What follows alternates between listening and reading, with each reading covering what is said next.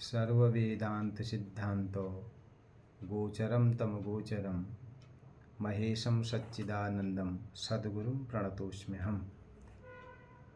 परम पावन श्रावण मास में पुनः मैं आप सभी का अपने YouTube channel doctor Gopal Krishna Joshi में हार्दिक स्वागत और अभिनंदन करता हूँ। परम पावन श्रावण मास है, भगवान शंकर को समर्पित ये मास है। इस पर अपना कुछ विचार और किस तरीके से पार्थिव पूजन की विधि बताई गई है और हम सामान्य लोगों को किस तरह पार्थिव पूजन करना चाहिए, इस पर अपना विचार आप सभी के सम्मुख सनातन धर्म के प्रचार और शिव धर्म के प्रचार के निमित्त कर रखना चाह रहा हूँ। आशा है आप सभी लोग इसको श्रवण भी करेंगे और इस पर चिंतन भी करने का प्रयास करेंगे। वस्तुतः हमारी भारतीय संस्कृति एक महान संस्कृति है।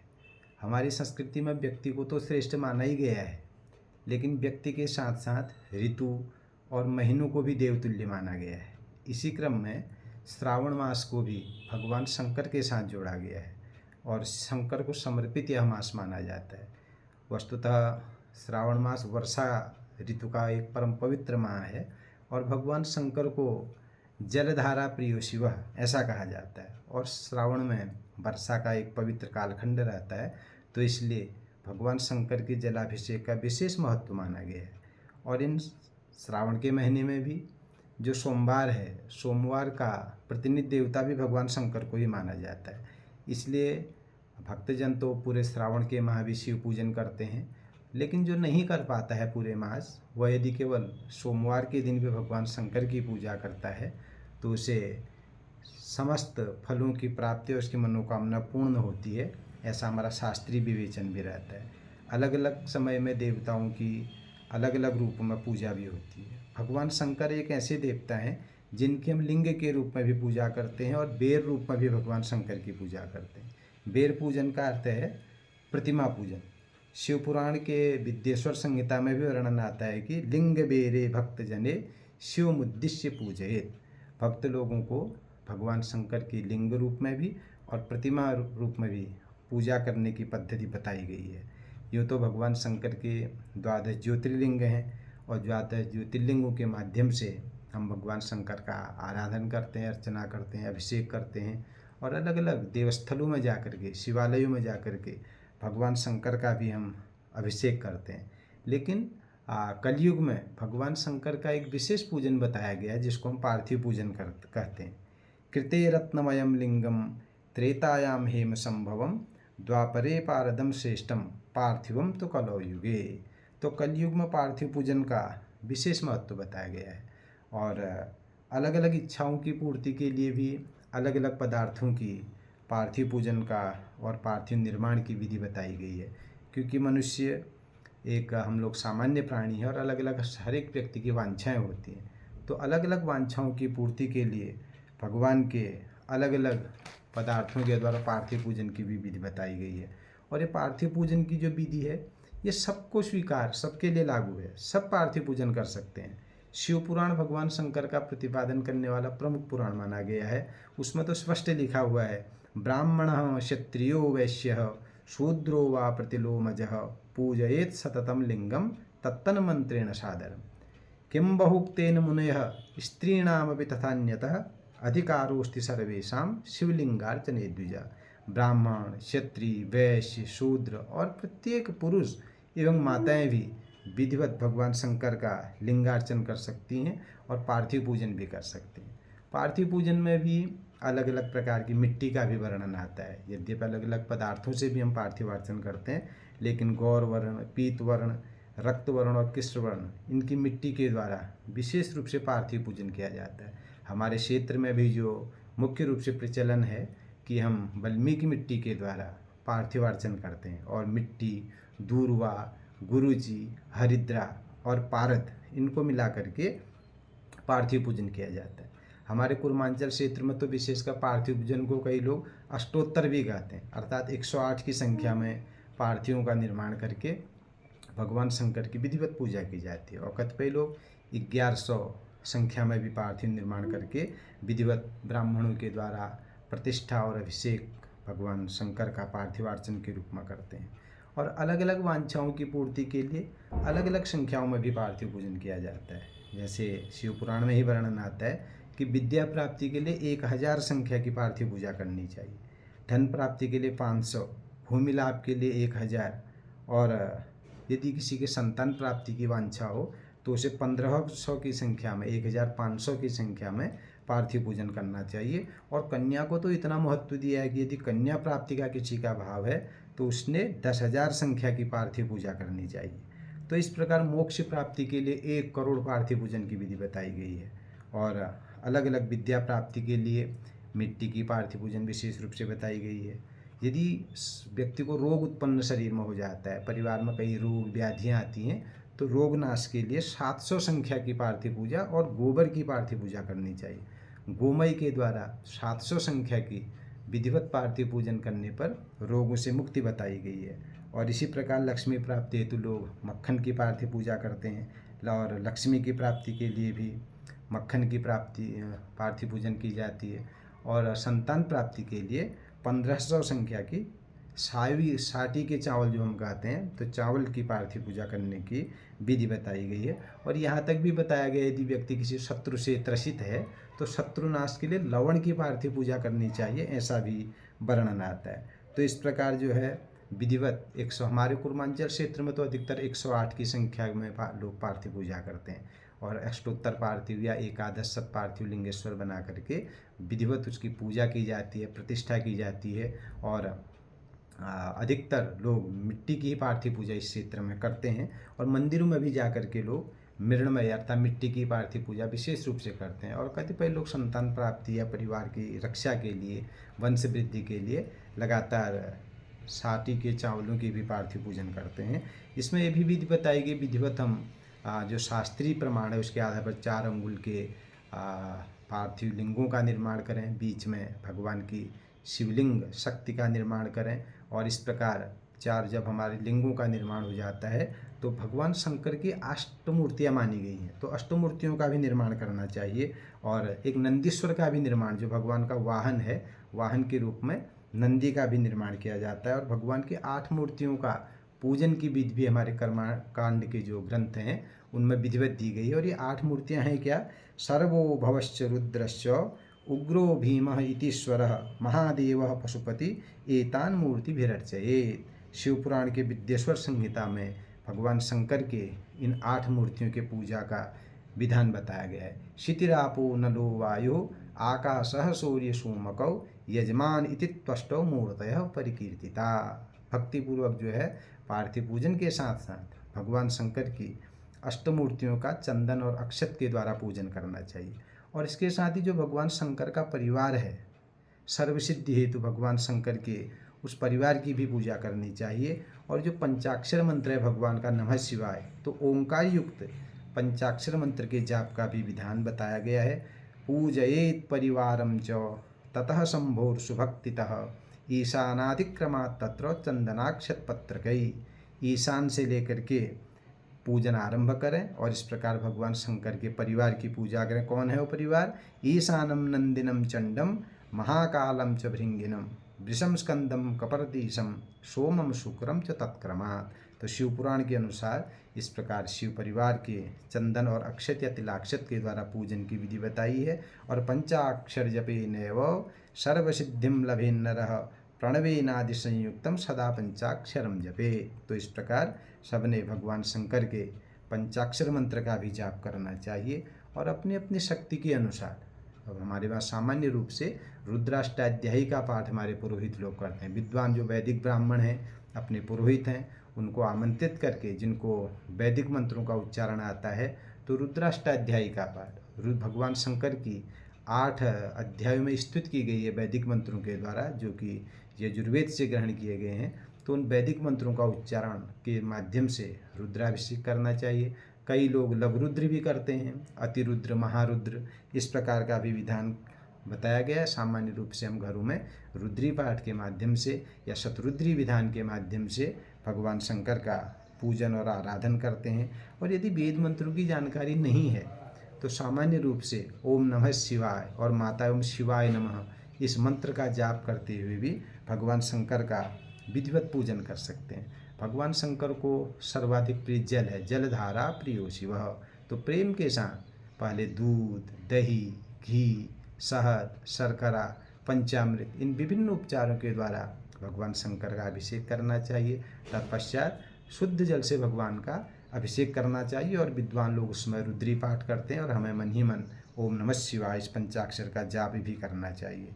और जब भगवान का विधिवत स्नान हो जाता है, उनको वस्त्र पहनाए जाएं और यज्ञोपवीत भगवान को दिया जाए और तत्पश्चात तिलक, गंध, अक्षत, शुभ्रान, शरद चंद्र, मरीचि सन्निभान, अखंडितान, कृष्ण तलय समृद्धान, जो पौराणिक मंत्र हैं, इन मंत्रों के माध्यम से भगवान का तिलकाक्षत करना चाहिए, आवरण पूजा करनी चाहिए और भगवान का दिव्य अंग पूजन करना चाहिए। विशेषकर हम लोग अष्टोत्तर पार्थिव पूजन करते हैं और 108 अष्टोत्तर माने 108 मंत्रों के द्वारा भगवान का आराधन करना है।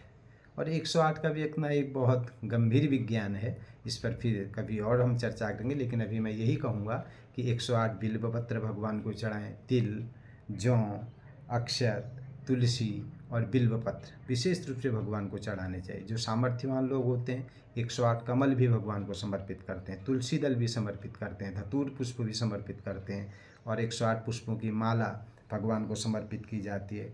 आंवल के पत्ते भगवान को विशेष प्रिय हैं, वो भी हम चढ़ा सकते हैं। यदि कहीं बेलपत्र नहीं मिलती है तो त्रिशू दल नृगुंडी जम्भीरामलकम तथा पत्र बिल्वम समाख्यातम एक बिल्वम शिवार्पण। यदि कहीं बिल्व पत्र प्राप्त नहीं है तो हम तुलसी दल और आमलक के पत्र चढ़ा करके भी पूरा पूजन का लाभ ले सकते हैं। तो इस प्रकार भगवान के अष्टोत्तर शतनाम का उच्चारण करते हुए विधिवत पार्थिव पूजन संपन्न करना चाहिए। पार्थिव पूजन विशेष रूप से अपने घर में करना चाहिए। अपना घर सबसे बड़ा तीर्थ है। यदि सुविधा नहीं हो तो हम देवालयों में जा कर के भी पार्थिव पूजन कर सकते हैं। कई बार हम पार्थिव पूजन के विषय में बहुत चर्चा भी करते हैं और लोग पार्थिव पूजन आरंभ भी करना चाहते हैं, तो इसके भी कुछ सामान्य नियम है। यद्यपि भगवान की पूजा में तो भाव की प्रधानता है, लेकिन हम लोग यजुर्वेदी हैं और कर्म को भी मानते हैं। कर्मकांड, ज्योतिष, सब पर हम विश्वास करते हैं। इसलिए कुछ ज्योतिषी आधार पर भी जब हम प्रारंभ करते हैं पार्थिव पूजन तो ज्योतिषी विचार भी उस पर करना चाहिए। तो चंद्र शुद्धि देख करके हमें पैट और अपैट, जो हमारे कुर्मांचली पद्धति में जिसको कहा जाता है, उसका विचार करके पार्थिव आरंभ करें। और गुरुजी लोग तो ये भी कहते हैं कि सर्वप्रथम यदि हम पार्थिव पूजन अपने घर में आरंभ करें तो ये उत्तरायण से करनी चाहिए। माघ के महीने से, फाल्गुन से, हम यदि या बैसाख से पार्थिव आरंभ करें तो प्रथम बार में जो है उत्तरायण से हमको पार्थिव पूजा आरंभ करनी चाहिए। और यदि आरंभ हो जाती है तो उसके बाद फिर हम श्रावण में या फिर फाल्गुन में या कार्तिक में कभी भी फिर अगले वर्ष से पार्थिव पूजन कर सकते हैं। और पार्थिव पूजन का भी एक सामान्य नियम ये भी बताया गुरुजनों ने कि यदि हम पार्थिव पूजन अपने घर में उठाएं तो कम से कम लगातार हम उसको 12 वर्ष तक करें। और 12 वर्ष तक पार्थिव पूजन संपन्न करने के बाद 12वें वर्ष में जितनी संख्या के हमने पार्थिव आज तक पूज दी हैं उनकी संख्या को गिन लें और उसका दशांश फिर हवन भी किया जाए, उसका दशांश तर्पण और उसका दशांश मार्जन भी किया जाए। अर्थात प्रत्येक व्रत और पूजन का उद्यापन अवश्य करना चाहिए। तो 12 वर्ष में हमें पार्थिव पूजन का उद्यापन भी करना चाहिए। और विशेष रूप से जो सामर्थ्यवान लोग हैं वो पार्थिव पूजन का जब उद्यापन करते हैं तो रजतमय चांदी की भगवान का शिवलिंग बना करके और नंदीश्वर बना करके अपने पुरोहित को दान भी करते हैं। तो ये भी एक विधि बताई गई है। और सामान्य रूप से जैसे हम हवन करते हैं यज्ञों में तो उसमें अग्निवास देखा जाता है। तो इसी प्रकार जब हम प्रथम बार अपने घर में शिवार्चन करें, पार्थिवार्चन आरंभ करें तो उसमें भी हमें शिववास देखना चाहिए। ऐसी भी शास्त्रकारों ने विधि बताई है। उसका भी एक सूत्र है, तिथिम च द्विगुणीकृत्य बाणै संयोजयेत् ततः सप्तभिश्च हरेद भागम शिववासम समुद्दिशेत्। अपने पुरोहित जी के पास जाएं और ये सूत्र है कि तिथि को दुगुना करके उसमें 5 जोड़ें और फिर उसको 7 से विभक्त करें। तो यदि 1 का अंक शेष आता तो एकेन वासः कैलासे, तो समझो भगवान शंकर कैलाश में विराजमान है और ये पूजा के लिए बड़ा विशिष्ट दिन है। द्वितीय गौरी सन्निधि, और यदि 2 का अंक शेष आता है तो समझो भगवान पार्वती के साथ बैठे हुए हैं, तो इसमें भी पार्थिव पूजन आरंभ करने का विशेष अवसर माना जाता है। तृतीय वृषभारूढ़, भगवान शंकर का वाहन वृषभ है। यदि 3 का अंक शेष आता है तो समझिए कि भगवान शंकर अपने वाहन पर बैठे हुए हैं, तो ये भी पूजा के लिए बहुत विशेष तिथि मानी गई है। और उसी प्रकार जब सभायाम च चतुष्टय, 4 का अंक शेष आता तो समझो भगवान शंकर अपनी सभा में व्यस्त हैं, इसलिए उस दिन पार्थिवार्चना आरंभ नहीं करना चाहिए। सभायाम संतापकारिणी ऐसा भी बताया गया है। और पंचके भोजन ये चैव 5 का अंक शेष आता समझो भगवान शंकर भी भोजन कर रहे हैं तो और उस समय भी पार्थिवार्चना आरंभ नहीं करना चाहिए। क्रीड़ायाम क्षणमिते तथा 6 का अंक शेष आए तो भगवान को क्रीड़ामग्न समझना चाहिए, तो क्रीड़ायाम कष्टमेव च, इसलिए वो समय भी पार्थिवार्चना आरंभ करने के लिए प्रशस्त नहीं माना गया है। और आगे शमशाने सप्तशेषे च 7 यदि शेष आता है तो भगवान का उस समय शमशान निवास माना जाता है, तो वो भी आरंभ के लिए शुभ नहीं माना जाता। इसलिए एक प्रयास किया जाए कि अपने पुरोहित जी से राय लेकर के हम शिववास भी यदि देख लेते हैं और अपना पार्थिवार्चन इस क्रम से आरंभ करते हैं तो ये और भी विशेष माना जाता है। 12 वर्ष तक जब हम पार्थिव पूजन करते हैं तो 12वें वर्ष में जो जिनकी सुविधा रहती है, जो लोग समझदार भी होते हैं, जिनके पास संपन्नता है, वो शिव पुराण का मूल पाठ भी अपने घर में करते हैं और शिव पुराण के मूल पाठ सहित भगवान शंकर के पार्थिवार्चन का उद्यापन करते हैं। तो इस प्रकार प्रत्येक व्रत का उद्यापन की विधि भी हमारे शास्त्रों में बताई गई और अवश्य करनी चाहिए। वैसे तो भगवान शंकर को अभिषेक सर्वाधिक प्रिय है, प्रेम से भगवान शंकर को जल चढ़ाना चाहिए, लेकिन कई बार हम 1100 की पार्थिव पूजा करते हैं तो लोग हवन की बात भी करते हैं। अच्छी बात है, हवन भी यदि हम कर लें, लेकिन पार्थिव पूजन के प्रसंग में हवन प्रधान नहीं बल्कि भगवान का अभिषेक प्रधान है। अब 108 यदि हम पार्थिव पूजन करेंगे तो उसका दशांश क्या हवन हो पाएगा 10 की संख्या में, तो बड़ी कठिन विधि बन जाती है। इसलिए 12 वर्ष तक विधिवत पार्थिव पूजन करें, उन संख्याओं को जोड़ें और 12 वर्ष तक जितने हमने पार्थिव पूजन कर दिया है उसका दशांश हवन, उसका दशांश तर्पण, उसका दशांश मार्जन, इस विधि से हमको इस कार्य को संपन्न करना चाहिए। और सभी लोग भगवान शंकर का एक मंत्र जरूर याद करें, नमः शिवाय सांबाय सगणाय ससूनवे पुराण पुरुषेशाय शंकराय नमो नमः। भगवान शंकर को इस मंत्र के द्वारा प्रणाम करें और सात्विक द्रव्य भगवान को चढ़ाएं। हमारे क्षेत्र में कई बार देखा गया है कि कई लोग भगवान को कुछ मादक द्रव्य भी चढ़ा देते हैं। धतूर तो ठीक है, लेकिन पुष्प के रूप में चढ़ाया जाता है। कुछ लोग कुछ गांज भांग इत्यादि भी भगवान को चढ़ाने की बात करते हैं और कहते हैं भगवान ने कालकूट जहर का पान किया था इसलिए उनको ये चढ़ाना चाहिए। भगवान ने कोई अत्तर या दम या गांजा भांग नहीं पिया था, भगवान ने तो संसार के उद्धार के लिए कालकूट जहर का पान किया था और उसको भी अपने गले में ही सीमित कर दिया था, इसलिए भगवान का गला नीला पड़ गया था। तब हम भगवान को नीलकंठ कहते हैं। तो इसलिए इन मादक द्रव्यों का हमें परहेज करना चाहिए और इनको पूजा में सम्मिलित नहीं करना चाहिए, क्योंकि आज के इस भौतिक युग में और विकसित और शिक्षित समाज में ये पूजा में इन चीज़ों को ग्रहण करना अच्छा प्रतीत नहीं होता है, सम्यक प्रतीत नहीं होता है। इसलिए इन चीज़ों का भी हमें ध्यान देना चाहिए। विशेष रूप से भगवान शंकर का जो पार्थिव पूजन है, इसका जो वैज्ञानिक महत्व है, इसका जो आध्यात्मिक चिंतन है, इसका हमें ध्यान करना चाहिए। अभी तक हम जो पूजा की चर्चा कर रहे थे ये तो एक दैविक और धार्मिक विधि पर हम चर्चा कर रहे थे, लेकिन सर्वश्रेष्ठ विद्या आध्यात्मिक विद्या बताई गई है, अध्यात्म विद्या विद्या नाम। इसलिए हमें शिव तत्व का आध्यात्मिक विवेचन भी करना चाहिए। शिव शब्द ही अपने आप में कल्याण का वाचक है, तो जो शिव पार्थिव पूजन हम कर रहे हैं तो शिव शब्द कल्याण का वाचक है और उसमें हम शक्ति का निर्माण करते हैं। तो शक्ति के बिना तो संसार की कल्पना ही नहीं की जा सकती है। इसलिए शक्ति का प्रयोग समाज और राष्ट्र के शिव अर्थात कल्याण के लिए होवे, यही शिव शक्ति पूजा का व्यापक अर्थ है।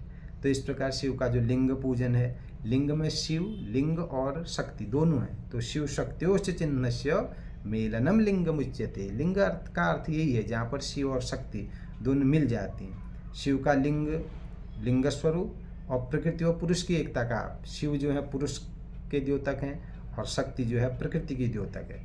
तो जिस प्रकार प्रकृति और पुरुष के संयोग के बिना सृष्टि की कल्पना नहीं की जा सकती, उसी प्रकार शिव और शक्ति के आराधन के बिना मानव जीवन के कल्याण की कल्पना नहीं की जा सकती। इसलिए हमको प्रेम से शिव और शक्ति दोनों का पूजन करना चाहिए।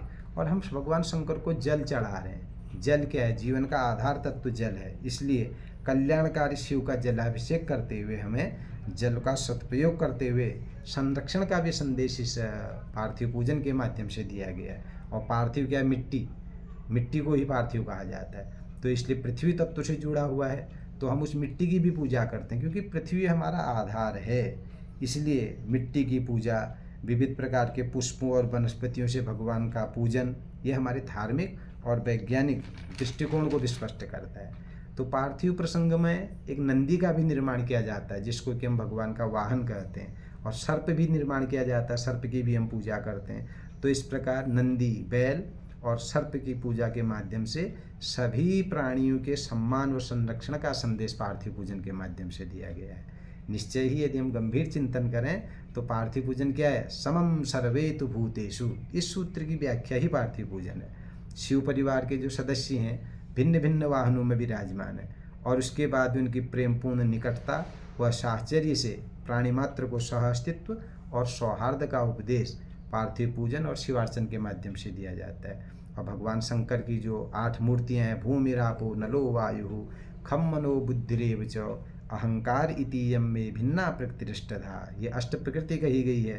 तो शिव की अष्टपूर्ति के अष्ट मूर्ति पूजन के माध्यम से अष्टधा प्रकृति को सुरक्षित और संरक्षित करने का मंतव्य स्पष्ट किया गया है। जब हमारी प्रकृति शुद्ध होगी, संरक्षित होगी, सुरक्षित होगी, तभी हम एक शुद्ध जीवन की कल्पना कर सकते हैं। निश्चय ही ये शिव पूजन का वास्तविक अर्थ समझते हुए जब हम व्यवहार जगत में उसका प्रयोग करते हैं, वही वास्तविक पार्थिव पूजन कहा जाता है। इसलिए शिव पूजन को जब हम आरंभ करते हैं, जो रुद्रा वैदिक मंत्र कहा जाता है, वेद हमारे आधार ग्रंथ हैं, इष्ट प्राप्ति अनिष्ट परिहारयो हो अलौकिकम उपायम यो ग्रंथो वेदेत स वेदः।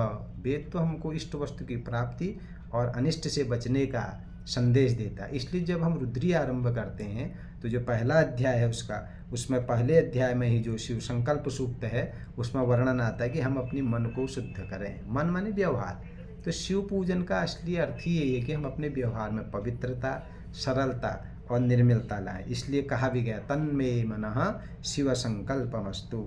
निश्चय ही यह पार्थिव पूजन का उपक्रम हमारे धार्मिक, दैविक, सांस्कृतिक, पर्यावरणिक और वैज्ञानिक विचारों का एक समुच्चय है। तो निश्चय ही पार्थिव पूजन को समझते हुए, उसका चिंतन करते हुए, पूजा की गंभीरता और आध्यात्मिकता को समझते हुए हमें इन पूजाओं को करना चाहिए। और हर एक पूजन हमारा जो भी है, चाहे हम शिव पूजन करते हैं, देवी पूजन करते हैं, ये धर्म तो है ही है, ये दैवी पक्ष तो है ही है, आध्यात्मिक पक्ष भी है, लेकिन हमारा सामाजिक चिंतन और समाज को जोड़ने की प्रक्रिया भी हमारी पूजाओं में होती हैं। तो निश्चय ही इन प्रत्येक पार्थिव पूजन सहित अन्य पूजाओं का भी गंभीर अर्थ समझते हुए हमें अपनी पूजाओं को संचालित करना चाहिए। जब तक हम पूजाओं का आध्यात्मिक विवेचन नहीं करेंगे, जब तक हम उसका सामाजिक पक्ष नहीं रखेंगे, तब तक जो है पूजा में सफलता प्राप्त नहीं होगी। इसलिए आजकल विविध प्रकार की बातें भी सोशल मीडिया के माध्यम से चलती हैं। हमें अधिक झंझटों में न पड़ते हुए सरलता के साथ और अपनी योग्यता, सामर्थ्य और श्रद्धा के अनुसार पूजा करनी चाहिए। अपने पुरोहितों को बुलाना चाहिए और पूजा का वास्तविक भाव समझना चाहिए, और बाह्य प्रपंचों में न पड़ते हुए सात्विक और सरल ढंग से शिव पूजन आदि कार्य संपन्न करना चाहिए, और विद्वानों से उसके विषय में चर्चा भी करनी चाहिए। तो पुनः श्रावण मास के इस पावन कालखंड में आप सभी का हार्दिक अभिनंदन और स्वागत है। मैं भगवान शंकर से आप सभी के मंगलमय जीवन के लिए प्रार्थना करता हूँ। निश्चय भगवान शंकर हम सभी के विचारों को पवित्र करेंगे। हमारा ये पूजन हमारे लिए, हमारे देश के लिए और अखिल विश्व के लिए कल्याणकारी होगा। इन्हीं भावनाओं के साथ पुनः आप सभी का अभिनंदन करते हुए अपनी वाणी को विराम देता हूँ। नमस्कार।